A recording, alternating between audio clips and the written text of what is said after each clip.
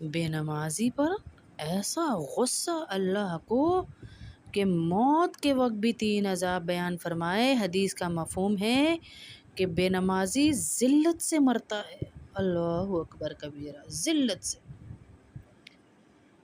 در در کی ٹھوکریں کھا کر مرتا ہے، ہر ایک کے رنگ دیکھ کے مرتا ہے۔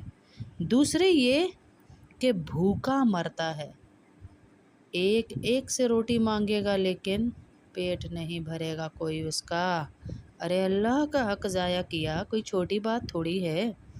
تیسرا پیاس کی شدت سے مرے گا، سمندر بھی پی لے تو اس کی شدت، اس کی پیاس ختم نہ ہو۔ یہ ہے اس بے نمازی کے 3 عذاب جو اس کو موت کے وقت اللہ دیں گے۔ مرتے وقت اس عذاب سے بچنا ہے تو نماز پڑھ لیں۔